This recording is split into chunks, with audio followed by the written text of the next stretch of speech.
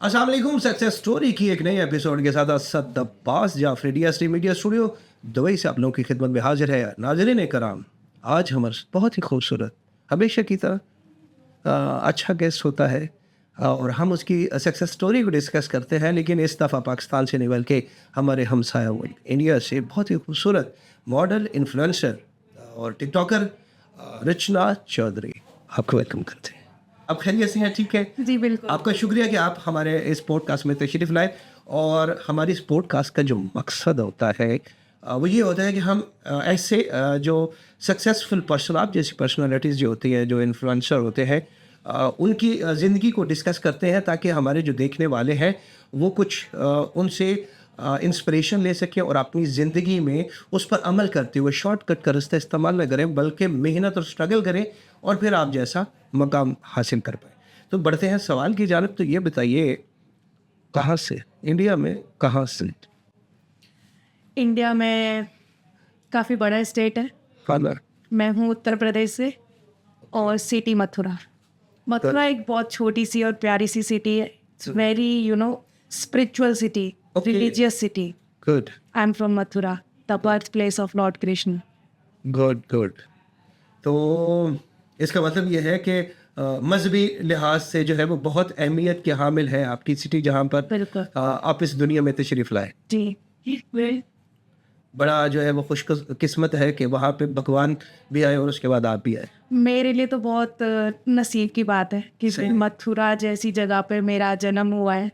Even I am really grateful, the birth place of lord Krishna. Even everyone know about the Krishna, बिल्कुल ऐसे। All of the people in like different countries. So मेरे लिए तो बहुत बड़ी बात है कि मैं एक इतनी अच्छी जगह पे पैदा हुई और इतनी अच्छी चीज़ें मेरे को सीखने को मिली, इवन देखने को मिली, और शायद लोगों को भी हिस्टोरिकल जगह है जहाँ पर आप पैदा हुए। तो अच्छा ये बताइए ऋषि, कि आप अपनी फैमिली के हवाले से बताइए कि कितने बहन भाई हैं और आपका नंबर कौन सा है? हम 3 बहन भाई हैं। मैं मिडल वन हूँ और मेरे से एक एल्डर सिस्टर है मेरी, और छोटा भाई है मेरा। ठीक है, टोटल जो है वो आप 3 भाई बहन। 3 जने हो घर में, बच्चों में। ओके, तो आप हो सेकंड के ऊपर। ठीक है, तो ये बताइए कि इब्तदाई बच्ची कैसी थी? शरारती थी, शरीफ सी बच्ची थी? चूँकि आपने कहा कि मजहबी जो है वो एरिया है जहाँ पे आप पैदा हुए हैं, तो क्या उसके असरात आपके ऊपर थे भी? आप भी कोई रिलीजियस थे या बड़े तेज तराज थे क्या? मैं बिल्कुल रिलीजियस हूँ। इवन मैं यहाँ रहती हूँ। Even here I have my Laddu Gopal ji. सही है। हम लॉर्ड कृष्णा को लड्डू गोपाल बोलते हैं। सही है। मैं यहाँ दुबई आई हूँ जब से वो मेरे साथ है। सही है। पर घर में सबसे जिद्दी और शरारती बच्ची थी मैं। तो उसकी क्या वजह हुई? उसकी वजह यही थी, लाइक बेसिकली मैं जाट फैमिली से हूँ। ओके। तो हम यार, जाट के बारे में जब आपने बताया तो मैं तो थोड़ा डर ही गया हूँ। उसकी वजह यह है कि जाट बड़े जो है ना वो कहते हैं कि हमारे पंजाबी में कहावत है कि जिसमें मत ना हो ना, जिसमें अकल ना हो, वो जाट के उसको कहते हैं। उसकी वजह यह है कि उसमें मत नहीं होती। ये मतलब गुस्सीले बहुत ज़्यादा होते हैं जब वो। True, it's true. हाँ, तो वो जो है इसका मतलब ये है कि एग्रेसिव होते हैं। और आप जो है वो जाट फैमिली से अगर बिलोंग करते हैं तो इट मीन कि एग्रेसिव होना बाय डिफ़ॉल्ट जो है आपका फॉल्ट है। वो ऐसे ऐसे नस नस में दौड़ता हाँ, है। वही मैं कह रहा हूँ, बाय डिफ़ॉल्ट आपका फॉल्ट है। हाँ, पर ये फॉल्ट नहीं है। मतलब हम लोग क्या होता है, गलत बात बर्दाश्त नहीं करते हैं। सही है। सामने वाले को पहले मौका देते हैं। सही है। अब एक बात किसी को नहीं समझ आ रही है तो वही वाली बात है कि बार बार नहीं समझा पाते हैं वो। सही है। इसलिए लोगों को लगता है कि अग्रेसिव नेचर के, पर हम लोग क्या है, गलत बात बर्दाश्त नहीं करते हैं। और सामने वाले के साथ कुछ गलत हो भी रहता है तो सबसे पहले हमारी टांग बीच में आती है। हम बीच में अपनी टांग अड़ा लेते हैं। मतलब हमारा केस नहीं है, हमारी कोई गलती नहीं है, सामने वाले के साथ कुछ भी गलत हो रहा है, हम लोग को जरूर जाना होता है। मतलब ऐसा नहीं है कि बेसिकली जाटी ऐसा करते हैं। कहने को कुछ लोग होते हैं जो दिल के ही ऐसे होते हैं, वो किसी के साथ गलत होते हुए नहीं देख सकते हैं। सही है। सो वो चाहते हैं कि भले ही उनकी लेना देना ना हो उस मैटर से, पर वो सामने वाले को नहीं देख सकते गलत होते हुए। वो अपनी टांग अड़ा देते हैं। पता चलता है बाद में सामने वाले के साथ कुछ गलत नहीं हुआ, जिसकी टांग अड़ाई थी उसके साथ हो गया। तो हम दूसरों की चीजें अपने सर भी ले लेते हैं, इसलिए हमें बेअकल कहते हैं लोग। हाँ, लेकिन आप दिल के साफ होते हैं और जो है वो। लेकिन आपकी जो आपने कहा कि आप यूपी से है ना, या लेकिन आप में जो आपकी टोन है, आपकी बेस जो है वो तो हरियाणवी लग रही है कि आप तो ऐसा है कि हरियाणा के हैं। अरे जाट सब एक जैसे ही होते हैं वहाँ पे। तो ये होता है ना कि हमारा फ्रेंड सर्कल हो गया, सही है, स्कूल में यार दोस्त, बड़े होके कॉलेज में भी ऐसे ही जाट यार दोस्त मिले हमें, सही है, उन्हीं के जैसा टोन हो जाता। और ये होता है ना कि इंसान ना बहुत होते हैं ऐसे जो जल्दी कैप्चर कर लेते हैं चीज़ें। सही है, आई एम द पर्सन कि अगर मेरे सामने कुछ होता है मैं बहुत जल्दी कैप्चर कर लेती हूँ चीज़ों को। सही है। सो मैं बहुत जल्दी सीख लेती हूँ। चलें ये बताइए कि एजुकेशन के हवाले से ये कहाँ तक पढ़े हैं? जाट जो है वो हम उसे कहते हैं जटनी हमारे पंजाब में, चूँकि मैं पंजाबी हूँ तो इस वजह से मेरा कल्चर जो है वो इसी तरह का है। तो ये बताएं कि हमारी ये जो जट्टी है, ये जो जाट है, ये कहाँ तक पढ़ी है? मैं ग्रेजुएट हूँ, मैंने बीकॉम किया हुआ है। सही आफ्टर बीकॉम आई केम यूएई। सही है। नहीं, अभी Graduation अभी के अभी बाद अभी में- अभी तो हम वहाँ पे ही हैं। अभी तो हम आपके बचपन को डिस्कस करेंगे कि आप जाट हैं और उसके अलावा जो है पढ़े लिखे भी हैं। तो जाटों में लोग भी बड़े कम पढ़े लिखे होते हैं, ये क्या वजह है? एजुकेशन के ऊपर उनका तवज्जो नहीं होता, ख़ास तौर पे बच्चियों को वो स्कूल नहीं भेजते। बच्चों के ऊपर जो है वो बड़ा प्राउड लेते हैं कि हमारा बेटे और बेटी जब हो जाती है तो वो थोड़ी सी जो है वो समझते हैं कितनी खुशी नहीं है, जबकि बेटी और बेटा बराबर ही होते हैं। ये क्या वजह है? इसके हवाले से थोड़ा सा बताइए आप। देखिए, जब मेरे को लगता है व्हेन आई वाज बोर्न तब ऐसा होता था, पर आज के टाइम में आजकल की जनरेशन बाहर जा रही है। सही है। People they they see all over the world, they know what is the culture now, boys girls both are equal. अभी आजकल की जनरेशन ऐसा नहीं करती है, सबको इक्वल रखते हैं क्योंकि they are educated right now, but before it was not like that. Because when I was kid ये मेरे साथ भी हुआ। अच्छा। मेरे पापा बहुत ही ज़्यादा स्ट्रिक्ट थे, इवन मेरे पापा से ज़्यादा मेरे चाचा जी, मेरे ताऊ जी। सो क्या हुआ था, हम शहर में रहते थे, we live in a city, but they all my uncle aunties, my grandfather grandmother, they all live in a village. सही। और गांव तो थोड़े और कंजेस्टेड होते हैं कि वहाँ पे तो लड़कियाँ सिर्फ घर में काम करती हैं ऐसा ही है। या फिर ये मान लो फील्ड्स खेतों तक जाती हाँ, हैं इससे और ज़्यादा घर नहीं। आती हैं। अगर मार्केट भी जाना होता है तो भाइयों के साथ बाइक पे जाएगी बिल्कुल कोई, सही है। या कोई बड़ा बुजुर्ग लेके जाएगा उनको, वो उनको उनकी मनपसंद चीजें भी वो दिला के लाते थे। बिल्कुल ऐसा नहीं। मेरे को ये सब अच्छा नहीं लगता था, टू बी सही honest. I always see the people they love freedom.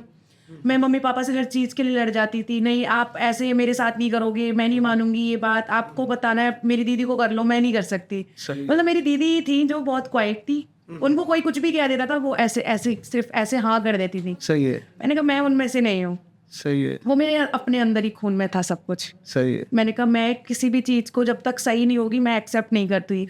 तो ऐसे ही होता रहता था। पापा बोलते थे कि जिसमें तेरी बहन जाती है उस स्कूल में क्यों नहीं जाना है तुझे। मैंने कहा मेरे को जिसमें मेरा भाई जाएगा उसमें जाना है। सही। मतलब मेरे को लगता था लड़का लड़की वो था इक्वल। मैंने कहा जब मेरा भाई जाएगा मैं वहाँ जाऊँगी, जो काम लड़के करते हैं वो मैं करूँगी। सही है। कहते थे नहीं तुम लड़की हो तुम ऐसे कैसे करोगी, खानदान वाले हमें पिंच करेंगे, उंगली करेंगे। मैंने कहा आई डोंट केयर।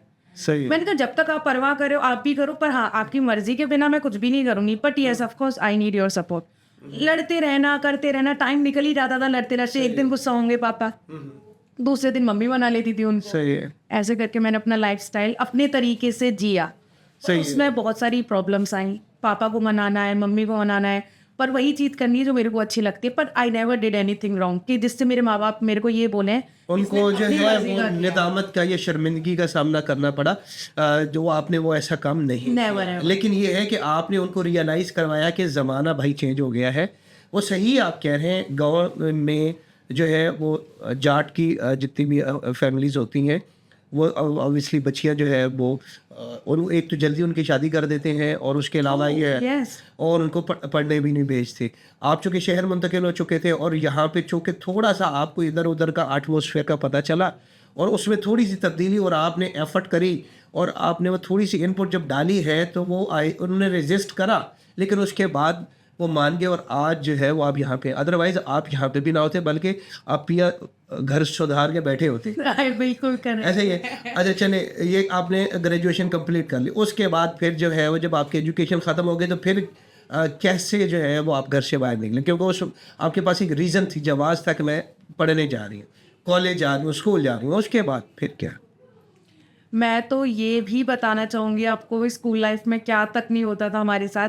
मैं कभी स्कूल ऐसे में भी नहीं पढ़ी जिसमें सूट पहनाया जाता था लड़कियों को। सही है। सीरियसली मेरे पापा मम्मा अगर कोई स्कूल ढूंढ के आ रहे थे तो मेरा पहला क्वेश्चन होता था उनसे स्कूल में कहीं सूट तो नहीं है, स्कर्ट पहनाते हैं ना स्कूल वाले, अरे वाह, क्योंकि मेरे को हर चीज़ वो करनी थी जिसके लिए वो लोग मना करते थे। सही है basically whenever we went to the village for any festival like you know Rakshabandhan होता है, ये जी, बिल्कुल ऐसे जितने भी त्योहार होते कजन्स हैं। वगैरह से भी मिलने जाते हैं हम लोग, तो हम लोग क्या था जीन्स टॉप पहन के जाते थे। सही है। उसमें हमारे ताया अंकल ये कमेंट्स करते थे, तुम लड़कियों को जीन्स पहनाते हो, सूट क्यों नहीं पहनती है, ये बाकी की लड़कियां सूट पहन के। मैंने कहा हम वो भी पहनते हैं, ऐसा नहीं है हमें वो पहनने में दिक्कत है, पर हम वो पहनते हैं जो हमें अच्छा लगता है। सही है। अब आप हमें फोर्स करके बोलोगे सूट पहनना है तो नहीं, मेरे को जब अच्छा लगेगा मैं तब सूट पहनूंगी। सही। तो जानबूझ के जब मेरे चाचा जी बुलाते थे मैं जीन्स पहन के जाती थी उस जगह पे। सही। तो मेरे पापा से कहते थे ये लड़की कभी तुम लोगों का नाम ऊंचा नहीं करेगी, यही है जो सबसे पहले तुम्हारा नाम खराब करेगी इस घर में। सही। मैंने कहा एक यही ऐसी लड़की है, मेरे को ना मन में आता था कि यही लड़की है जो सबसे पहले इस घर का नाम ऊपर करेंगी।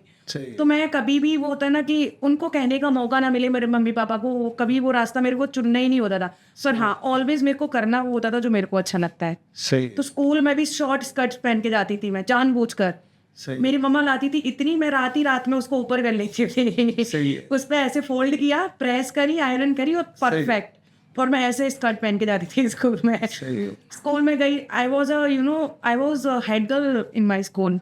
ओके। तो मेरी स्कूल में भी मेरी रेपुटेशन इतनी अच्छी होती थी कि मेरे पेरेंट्स को बुला के बोलते थे आपका बच्चा पढ़ने में बहुत अच्छा है, we feel proud of her. मतलब मेरे को मम्मी पापा को अच्छा लगता था कि चलो ये सारी गलतियां भी माफ इसकी। सही। हाँ भाई, जाहिर है कि अच्छी है, मेहनत कर रही है, लाइक है। बिल्कुल। तो मेरे को इसलिए फिर उन्होंने ना कभी भी कोएड स्कूल में पढ़ने से नहीं रोका। सही। पहले मैंने अपनी नींव बनाई, मैंने कहा अच्छी रहूंगी स्कूल में तो ये कुछ नहीं बोलेंगे। तो मेरी स्कर्ट्स पे भी कमेंट्स नहीं करते थे वो कि स्कूल उसको पसंद करता है। Even my principal when I was in my how I can say the matric, आपकी लैंग्वेज में बोलते हैं 10th स्टैंडर्ड। तो मैं एक स्कूल में थी, it's was very big school and memories was very nice also. मेरा स्कूल लाइफ तो बहुत ही अच्छा था। सही है। तो वहाँ हमारी एक प्रिंसिपल मैम थी, शी लाइक मैं कैसे बोलूँ, she is very beautiful lady.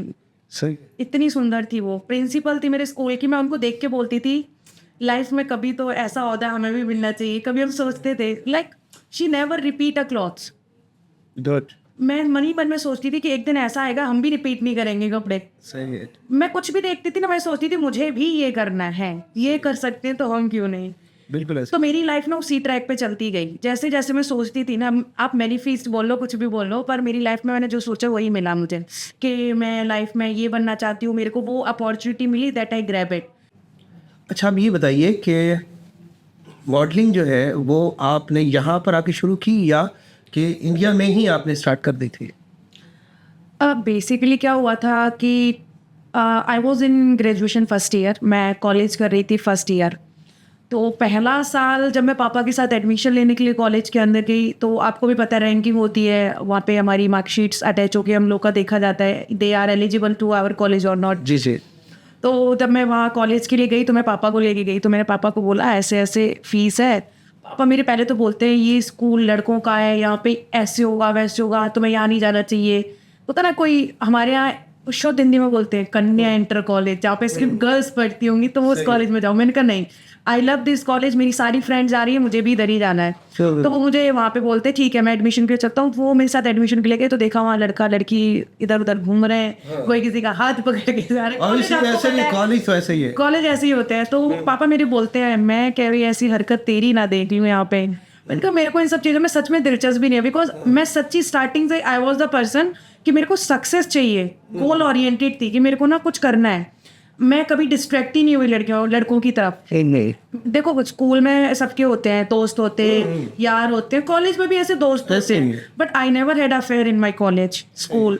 मैं कभी किसी के साथ ऐसा नहीं होता है मेरे माँ बाप को सुनने को ये मिले कि इसका अफेयर था। लड़कियों के लिए लड़के बहुत होते हैं ऐसे ही, जो लड़कियों को पसंद करते हैं, हम बातचीत भी करते हैं। हमारे दोस्त थे ऐसे, हमारे इतने अच्छे अच्छे दोस्त थे कि मेरी फैमिलीज भी उनकी फैमिलीज में इन्वॉल्व थी। बिल्कुल ऐसे। तो वो दोस्तियां मेरी अब तक चल रही हैं, उनकी शादियां हो गई, उनके बच्चे हो गए, इवन दे लाइक मी। तो वो हमारी दोस्ती चली है, पर I never had an affair in my college. तो मेरे पापा को इस चीज़ का भी बड़ा सही लगा कि चलो ठीक है वो जा रही है। तो मेरे को तब लगा कि you have to be self independent now. कि मेरे पापा जब एडमिशन के लिए लेने गए तो बोल रहे थे कि यहाँ पे तुम्हारे खर्चे भी होंगे, हमें ये करना। मैंने कहा नहीं, अब तो अपना टाइम आ चुका है, you have to do something. तो मैंने पापा को बोला कि मेरे को कुछ करना है। तो कहते क्या करना है? मैंने कहा मैं कोई जॉब ढूंढने की कोशिश कर रही हूँ कॉलेज के साथ साथ, क्योंकि कॉलेज आपको भी पता है लोग लेक्चर लेने जाते हैं, जी बिल्कुल ऐसे ही। स्कूल की तरह नहीं है कि हम गए और बैग लेके, लेक्चर होता है 1 घंटे आधा घंटे का। तो मैं कॉलेज गई, तो मैं गई सिर्फ 1 महीने कंटिन्यू कॉलेज। सही है। मेरा कॉलेज था BSA, that is BSA college in Mathura, very famous college. So Agra university से सर्टिफाइड है वो। तो मैं वहाँ गई, देन मैंने बोला नहीं, माहौल हमारे लिए नहीं है, हम सिर्फ कॉलेज जाएंगे, then we will take a coaching. हमें एग्ज़ाम देने तो कोचिंग करेंगे हम। मैंने सोचा यार क्या करना चाहिए जिससे मम्मी पापा मेरे को मान जाए कि तुझे ये काम कर लेना चाहिए। एक दिन मैंने इंग्लिश का इंस्टीट्यूट भी पढ़ा है भाई, मैंने इंग्लिश क्लासेस भी ली हैं। सो लंदन जो हमारी कोचिंग का नाम था वो था लंदन इंस्टीट्यूट। सही है। सो मैंने वहाँ पे एक दिन कोचिंग कर रही थी, तो एक फैमिली आती है, हाँ, तो वो अपने बच्चों के लिए एक टीचर ढूंढ रहे थे।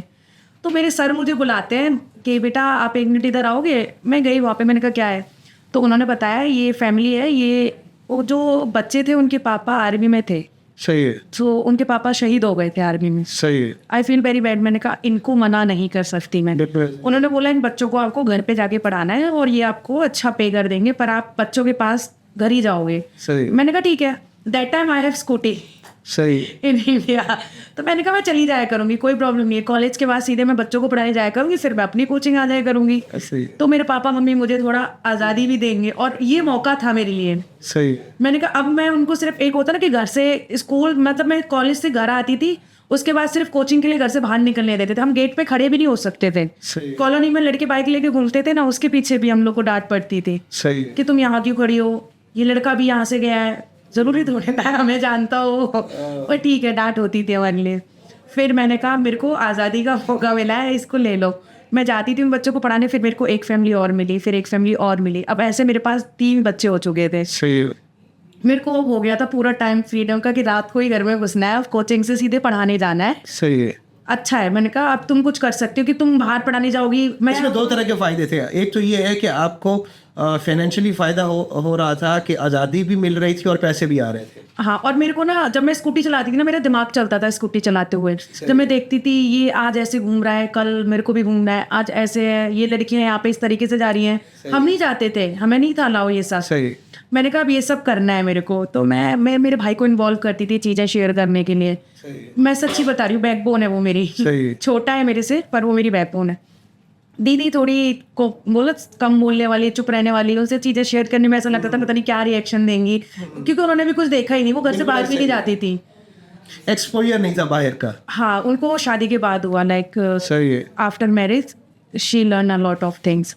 उसके बाद मैंने फिर बोला अब तो मिल गया पूरा फ्रीडम। एक दिन अब मैं ऐसे ही ट्यूशन पढ़ाने के लिए गई एक फैमिली के बच्चों को। फैमिलीज़ मेरी बहुत अच्छी थी जिनको मैंने ट्यूशन पढ़ाया। तो एक दिन मैं गली से निकल रही उनके, तो मेरा ड्रेसिंग सेंस ना पहले से ही थोड़ा सा अट्रैक्टिव रहा है लोगों के लिए। मेरे को ना ड्रेसिंग सेंस के लिए बहुत कमेंट्स आते थे, लाइक उसका ड्रेसिंग सेंस अच्छा है। एक दिन हम निकल रहे हैं उनकी कॉलोनी से, तो उनके किसी पड़ोस में एक आंटी है, उनका ना मेकअप का बिजनेस था। सही है। तो वो अपने उसको बोलती है, मेरी जो स्टूडेंट है उसकी मम्मी को, ये आपकी मैडम जो बच्चों को पढ़ाने आती है मैडम है या कुछ और भी करती है? वो बोलते हैं हमें लगता है कोई मॉडल हो। सही है। तो वो बोलती है नहीं वो बच्ची पढ़ाने आती है सिर्फ, और वो नहीं है, मॉडल नहीं है वो। सही। अरे नहीं, हमें उसे देख के लगता है। अब ये चीज़ आंटी ने मेरे दिमाग में बिठा दी। एक दिन मैं आई घर पे, बेटा ऐसे ऐसे ये आंटी पूछ रही थी, इनका मेकअप का बिजनेस है कि आप मॉडलिंग वगैरह करते हो? मैंने कहा हाँ आंटी, अब तो करना है मेरे को। मैंने कहा मैं सोचती हूँ आंटी, पर कभी मौका मिला नहीं मेरे को। बोलती है मेरे को, सच्ची में इतनी दिल से ब्लेसिंग्स दी उस दिन उन्होंने कि तुम्हें मिलेगा मौका, अगर आप ऐसा सोचते हो बेटा आपको ज़रूर मिलेगा। सही। मैंने कहा ठीक है आंटी, अगर ऐसा कुछ होगा तो ज़रूर करूँगी। एक दिन हमारे पड़ोस में ही क्या होता है, शूटिंग मथुरा में बहुत होती हैं, काफ़ी सारी मूवी शूट हुई है वहाँ पे।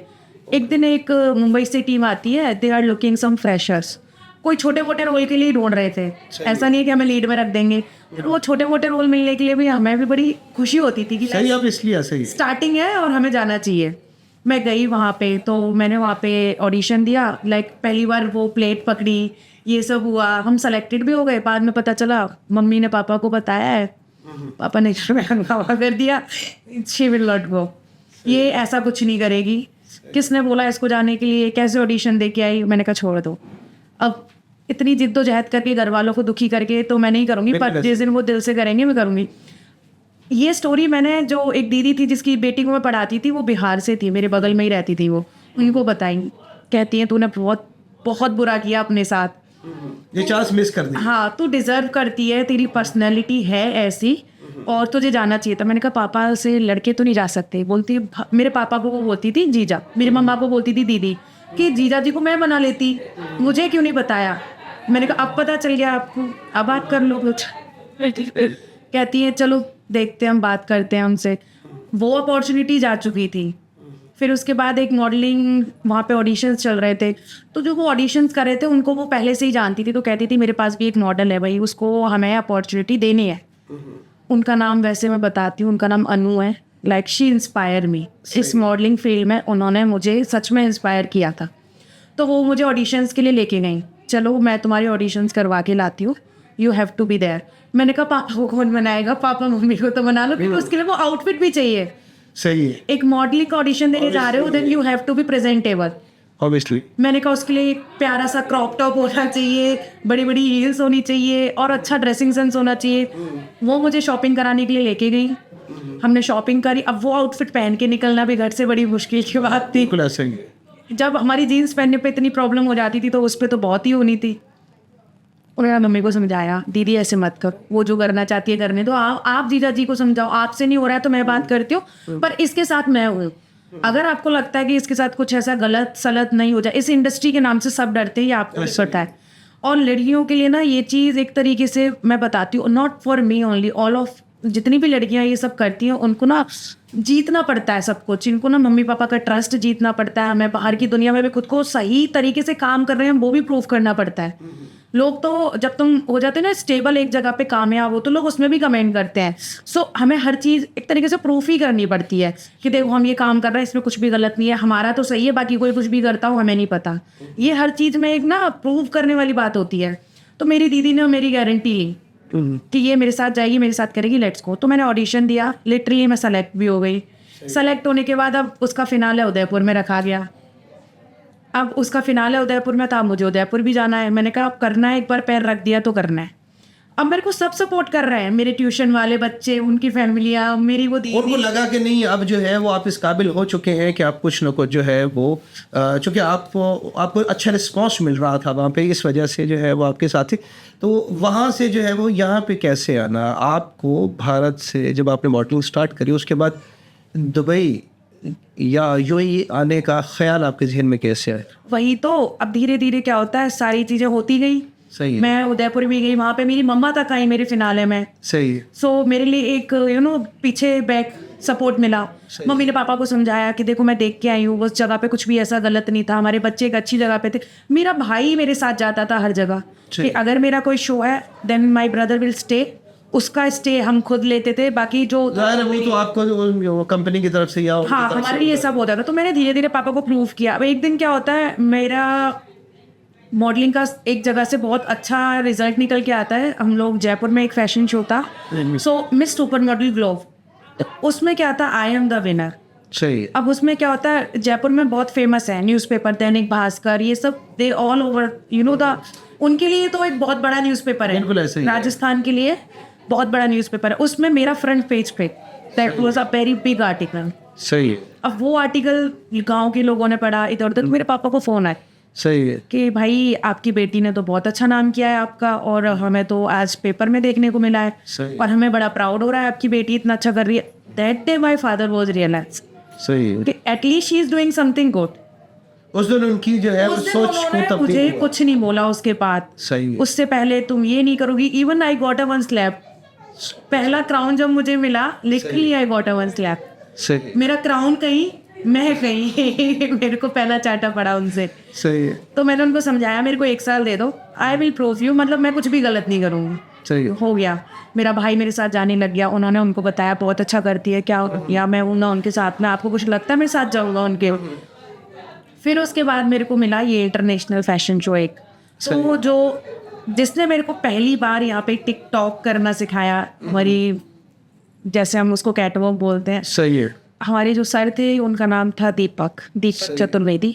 बेसिकली ही इज फ्रॉम मतलब मथुरा से ही थे, but he lived in Mumbai. सही। तो उनको हर चीज़ पता थी, तो उन्होंने मेरे को सिखाया, बोला कि मथुरा में भी इतना अच्छा मतलब लोगों में टैलेंट है, दे नीड टू प्रूव, मतलब हमारी जो सिटी है ना बहुत रिलीजियस है, उनको लगता है कि हमारी कंट्री में और भी बहुत सारे लोग हैं जो सिर्फ मिस इंडिया और इन सब की ही टाइटल्स के लिए नहीं होते हैं, छोटे शोज से भी बड़ा बड़ा नाम कर सकते हैं लोग, तो वो हमें लेके गए।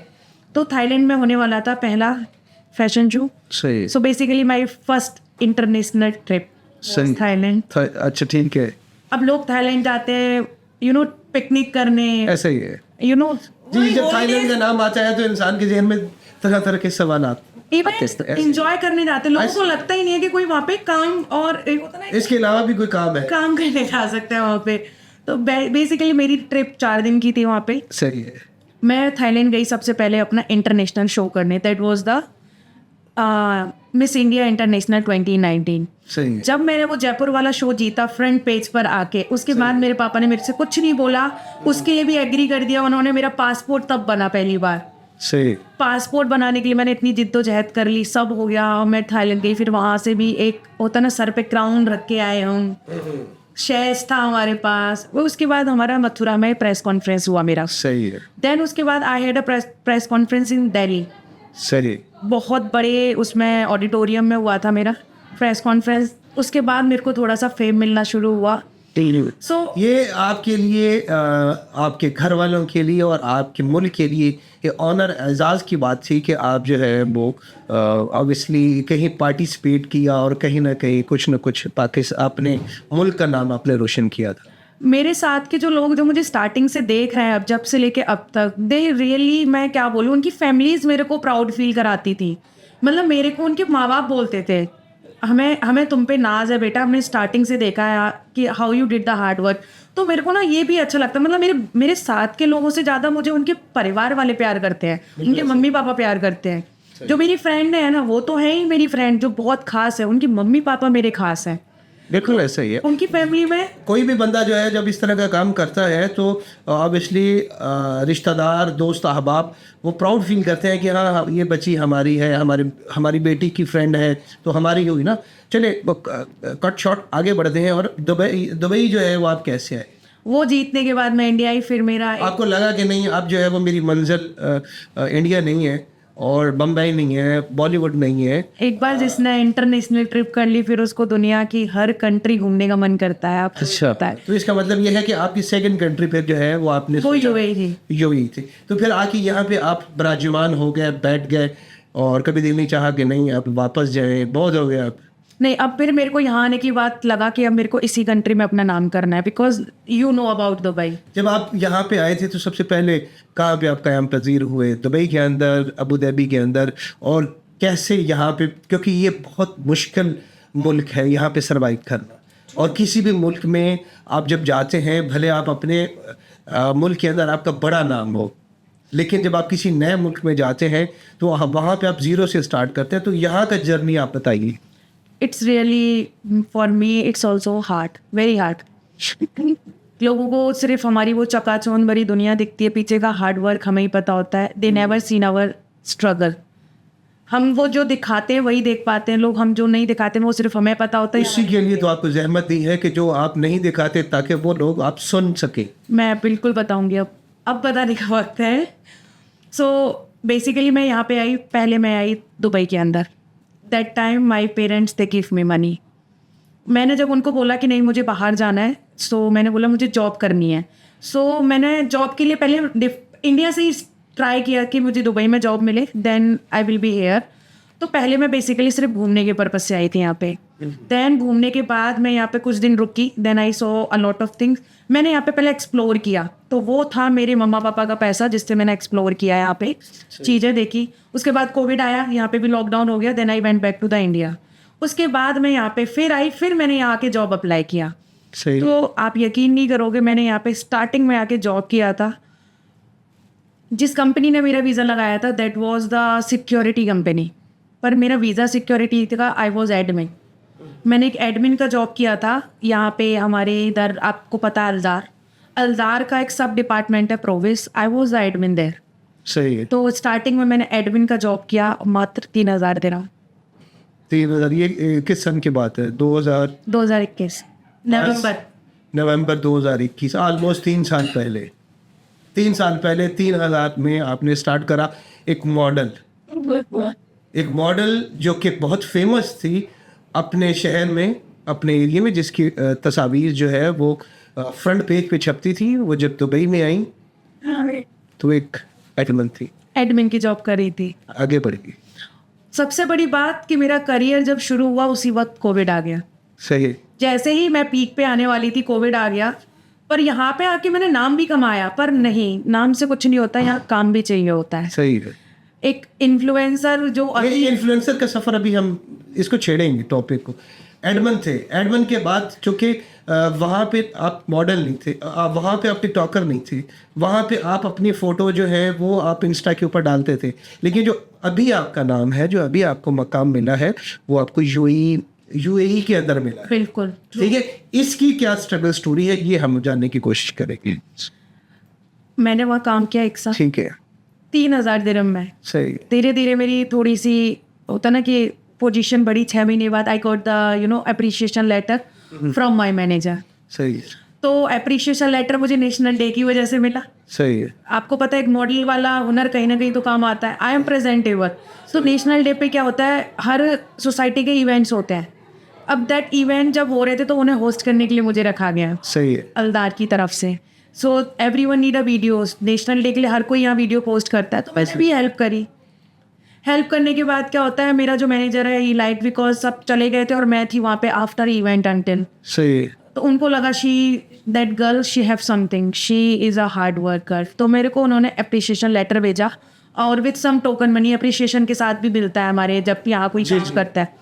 तो मेरे ऑफिस के लोगों को पता चला मैं 10-10 साल 8-8 साल से कर रहा है और इसको 6 महीने के अंदर ही यहाँ पे अप्रिशिएशन लेटर मिल रहा है। और लाइक मेरे को एक जगह से उठा के दूसरी जगह प्रमोट कर दिया।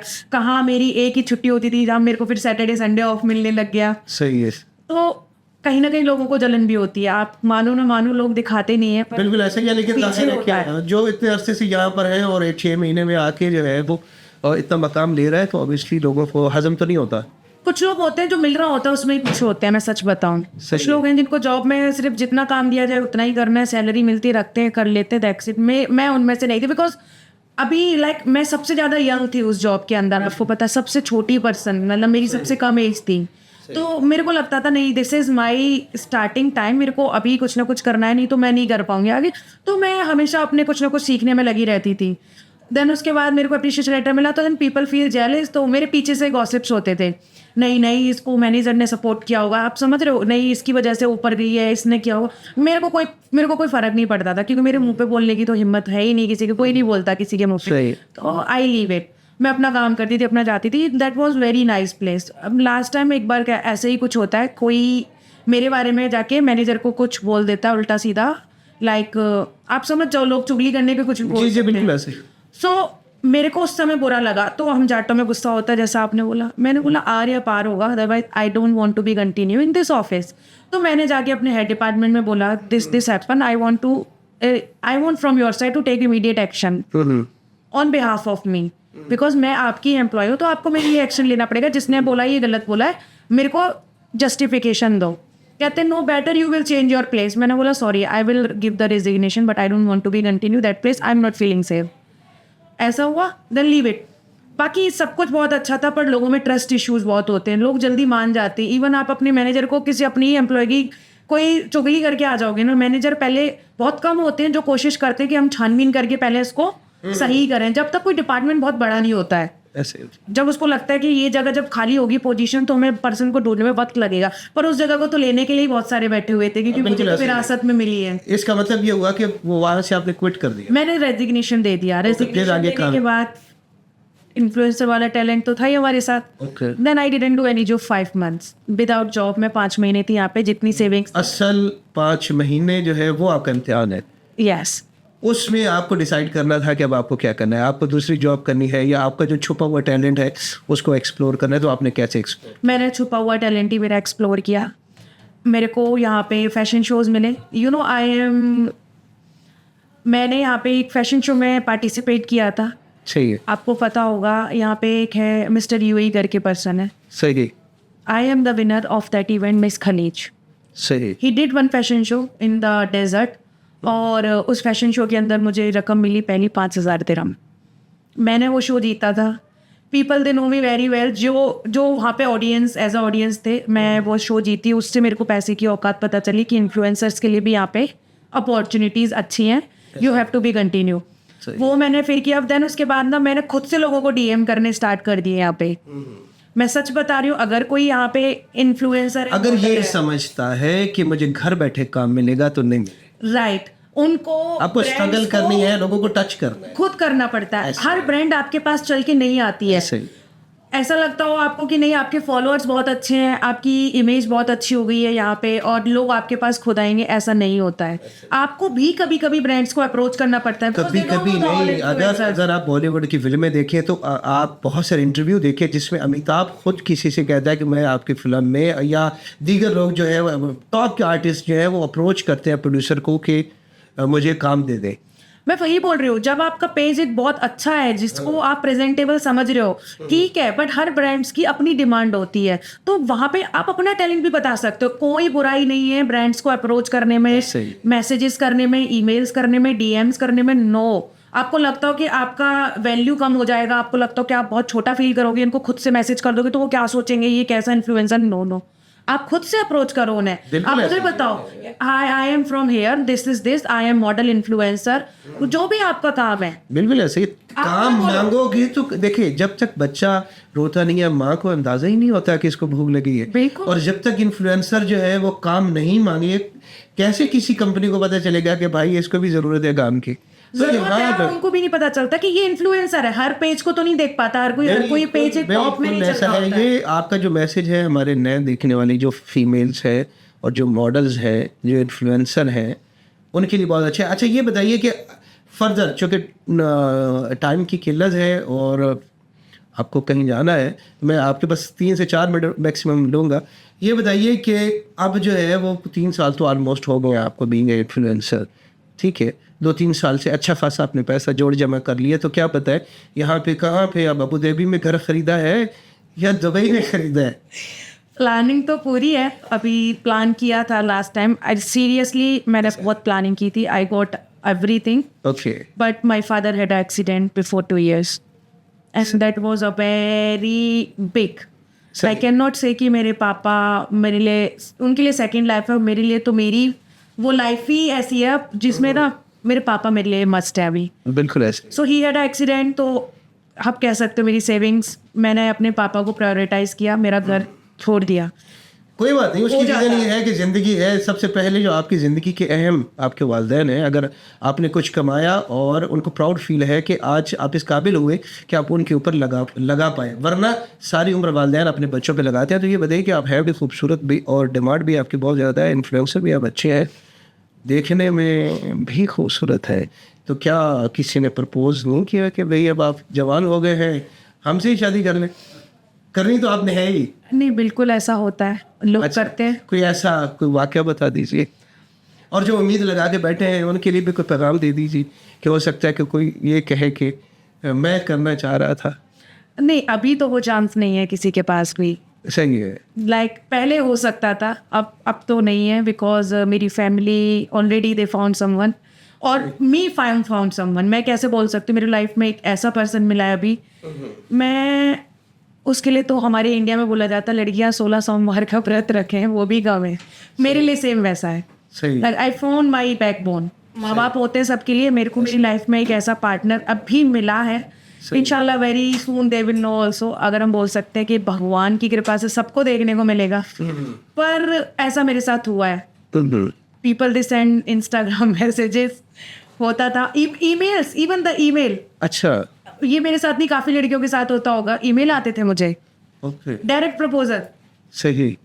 आप सिंगल हैं या फिर आप कैसे, हमें बता दीजिए, और मैं शादी के लिए ढूंढ रहा हूँ किसी को। ऐसे मैंने जैसे मैट्रोमनी पे मेरा प्रोफाइल हो, जबकि ये इंस्टाग्राम प्रोफाइल है। लोगों को जैसे शादी.com नहीं होता है, बता दीजिए, ऐसे हो रहा था। मैंने कहा नहीं, I never replied them to be honest. मतलब जब तुम इस तरह की सीरियस, क्योंकि जो आपको मेल के जरिए भेज रहा है कि मैं भी सोच रहा था कि अगर आपको कोई काम नहीं तो शादी कर लेते, तो ऐसा तो नहीं होता। नहीं होता ना। शादी एक बहुत बड़ी चीज है, बंधन है पूरी जिंदगी के लिए, या और एक बहुत बड़ा प्रॉमिस है जो हर किसी के साथ आप मजाक में नहीं कर सकते हो। सो सीरियस पर्सन कोई मिले लाइफ में तभी ये कमिटमेंट को लेना चाहिए, than otherwise don't play with someone. सही। आखिरी सवाल आपसे ये है कि ये बताइए कि अभी आपकी फ्यूचर प्लानिंग क्या है? अभी मेरी फ्यूचर प्लानिंग बस ये है कि to be honest I got a lot from UAE. मैंने बहुत कुछ लिया है इन लोगों से और बहुत कुछ अभी भी इन्हीं की वजह से मेरे पास। मैं अब यहाँ हूँ सिर्फ और सिर्फ यूएई की वजह से हूँ। इंडिया से मैंने करियर स्टार्ट किया था, यहाँ पे बिल्ड किया है, यहाँ पे मैंने पैर जमाए अपने। सही। जो मेरी फाउंडेशन है एक तरीके से, जो मेरे करियर की नींव है वो ये है। सही। जड़ें तो हर जगह है पर ये है। पर मैं यही बोलूँगी कि जो भी मुझसे इंस्पायर है, I did a lot of hard work. अगर आपको सच में लाइफ में कुछ करना है then you have to be straight forward and be potential. उसके लिए डटे रहो, करते रहो। आपको ऐसा नहीं है कि ठीक है ये नहीं हो रहा तो हम दूसरी जगह स्विच कर लेते हैं। You don't want to be switch. अगर किसी चीज़ में दिलचस्पी है तो कंटिन्यू करो। प्रॉब्लम्स आती सब होता है। मेरे पास प्रॉब्लम भी आई। मेरे पापा के साथ इतना बड़ा हादसा हुआ, मैंने फैमिली से जिद्दोजहद करी, मैं यहाँ पे आई। इवन मैं आपको बता नहीं सकती, ऐसा भी टाइम आता जब हमारे पास 5 दिरहम थे। और ज़िंदगी में जो है वो स्ट्रगल तो रहते। थैंक यू वेरी मच नाज़रीन इकराम, आपने इनकी गुफ्तगू सुनी और इनका जो लास्ट मैसेज था वो बहुत खूबसूरत था कि इन्होंने अपना रैप अप किया है पूरी होल स्टोरी को कि किस तरह इन्होंने अपने ज़िंदगी में जद्दोजहद किया, अपने घर वालों से लड़ाई झगड़ा करा, बड़े प्यार के साथ उनको मनाया और उसके बाद फिर यहाँ पे आ गया, वहाँ पे भी स्ट्रगल की, वहाँ पे भी नाम कमाया, फिर यहाँ पे भी आके स्ट्रगल की और जो है वो जो फील्ड इन्होंने चूज़ की उसके लिए फिर जो है वो कंसंट्रेशन वो ज़रूरी है, तसलसल ज़रूरी है। ये नहीं है कि कुछ वक्त फिल वक्ती जिसे कहते हैं, जुज़ वक्ती जिसे कह सकते हैं कि आप मॉडल भी हो, एक्टर भी हो और उसके साथ आप दूसरा धंधा भी कर रहे हो, तो ऐसा नहीं हो सकता। किसी एक फील्ड को चुनिए, उसके ऊपर मेहनत कीजिए और कामयाबी फिर आपका मुकद्दर बनेगी। असद जाफरी को अगले एपिसोड के लिए इजाज़त दीजिए। अल्लाह हाफ़िज़।